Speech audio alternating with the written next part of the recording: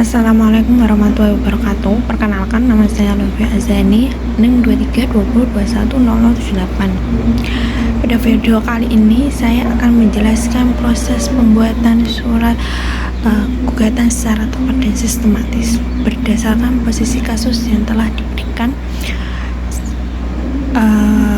Kasus yang menjadi dasar gugatan ini adalah kasus suap prestasi jual beli emas batangan, di mana penggugat bernama Ahmad yang diwakili oleh kuasa hukumnya yaitu Lutfi Azani SH menggugat PT Amanah Mulia sebagai tergugat di Pengadilan Agama Demak. Baik, langsung saja kita mulai. Saya akan jelaskan mulai dari pengertian surat gugatan, komponen-komponen, hingga cara penyusunan secara lengkap. Pengertiannya, sebelum kita ke proses pembuatannya, penting bagi kita memahami terlebih dahulu apa itu surat gugatan. Surat gugatan adalah surat resmi yang diajukan oleh seseorang atau badan hukum kepada pengadilan yang di dalamnya membuat tuntutan atau permintaan agar pengadilan memeriksa dan memutuskan suatu perkara. Dalam kasus ini adalah gugatan suap prestasi, yaitu gugatan yang diajukan karena salah satu pihak dalam perjanjian tidak melaksanakan kewajiban sebagaimana yang telah disepakati bersama. Sekarang saya akan menjelaskan posisi kasus yang menjadi surat gugatan ini. Pada tanggal 10 Januari 2025, Ahmad sebagai pembeli dan PT Amanah Mulia sebagai penjual menandatangani perjanjian jual beli emas. Isi perjanjian tersebut adalah PT Amanah Mulia wajib mengirimkan emas batangan seberat 50 gram senilai 80 juta kepada Ahmad selambat-lambatnya hingga 17 Januari 2025. Ahmad telah memenuhi kewajiban dengan membayarkan uang muka sebesar 50 juta pada tanggal 10 Januari.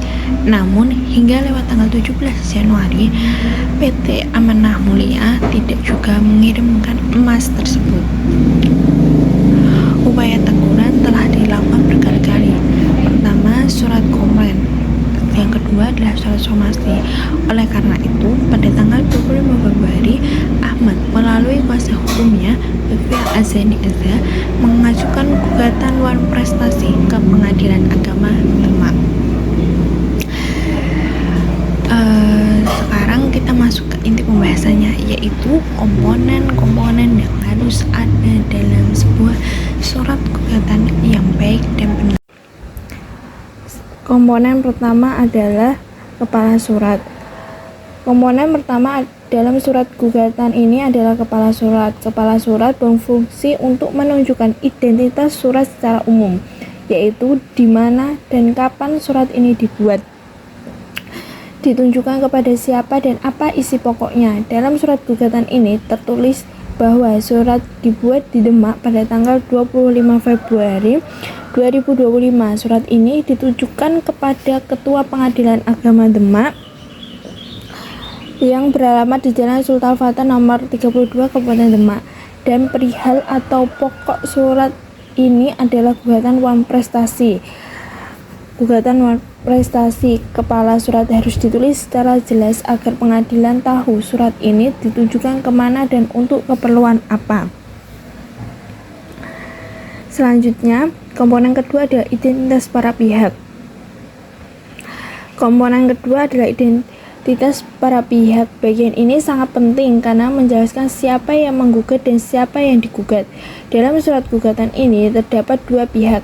Pihak pertama adalah penggugat, yaitu Ahmad, seorang pegawai swasta yang beralamat di Jalan Diponegoro nomor 10 Kabupaten Demak. Karena Ahmad tidak bisa hadir, ia diwakili oleh kuasa hukumnya, yaitu Lutfi Azani SH, berdasarkan surat kuasa khusus yang dibuat pada tanggal 24 Februari 2025.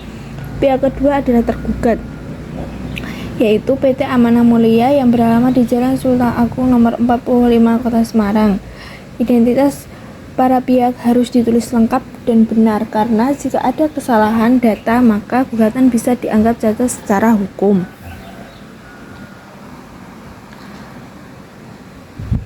Selanjutnya, komponen ketiga adalah dalil gugatan atau posita. Komponen ketiga adalah dalil gugatan atau yang biasa disebut posita. Posita adalah bagian terpanjang dan terpenting dalam surat gugatan, karena disinilah kita menjelaskan semua fakta dan kronologis secara urut dan logis. Setiap fakta ditulis dalam bentuk butir-butir yang bernomor. Dalam surat gugatan ini terdapat 15 butir dalam gugatan, dimulai dari butir 1, yaitu perjanjian jual beli emas antara Ahmad dan PT Amanah Mulia pada tanggal 10 Januari 2025.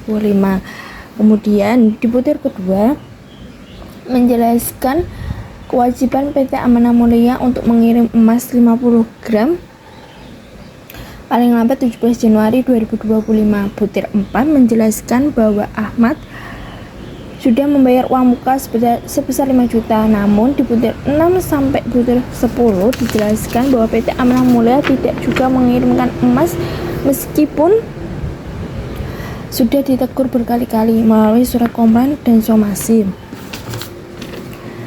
Dan di butir 11 ditegaskan bahwa PT Amanah Mulia telah melakukan prestasi sehingga merugikan Ahmad sebesar 20 juta. Posita harus ditulis secara runtut, jelas, dan logis agar hakim mudah memahami duduk perkaranya.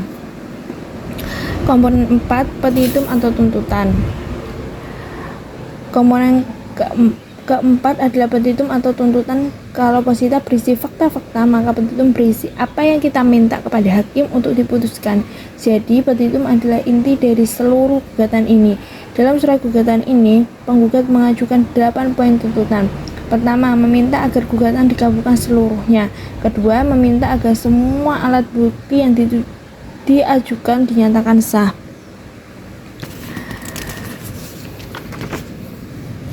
Ketiga, meminta agar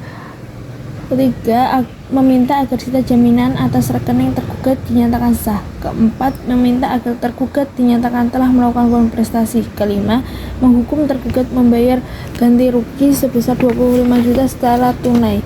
Keenam, menghukum tergugat membayar uang paksa sebesar 500.000 per hari apabila lalai melakukan putusan. Ketujuh, membebankan biaya perkara kepada tergugat. Dan yang terakhir adalah kedelapan, meminta agar putusan dapat dijalankan lebih dulu meskipun ada banding atau kasasi yang dikenakan dengan istilah "Yud forbar bis fordat". Komponen keenam adalah kausal subsidiar. Komponen kelima adalah kausal subsidiar. Kausal subsidiar ini adalah semacam tuntutan cadangan atau alternatif. Artinya, apabila hakim tidak setuju dengan semua tuntutan yang sudah kita ajukan di petitum tadi, maka kita memohon agar hakim tetap memberikan putusan yang seadil-adilnya. Yang artinya, berikan keputusan yang paling adil menurut pandangan hakim. Kausal subsidiar ini hampir selalu ada di setiap surat gugatan sebagai bentuk kehati-hatian hukum agar gugatan tidak langsung ditolak seluruhnya meskipun hakim tidak sependapat dengan beberapa poin tuntutan kita. Yang terakhir adalah komponen 6, penutup dan tanda tangan. Komponen terakhir adalah penutup dan tanda tangan. Tanda tangan bagian ini adalah bagian penutup dari surat gugatan yang menunjukkan siapa yang bertanggung jawab atas isi surat ini. Dalam surat gugatan ini, yang menandatangani adalah Lutfi Azhari selaku kuasa hukum penggugat. Selain tanda tangan, surat ini juga dilengkapi dengan materai tempel senilai 10.000. Materai ini sangat penting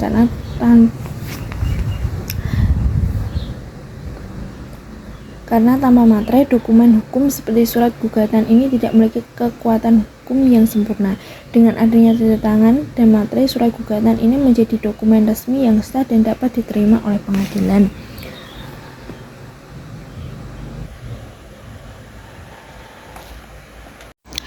Selanjutnya adalah proses penyusunan surat gugatan.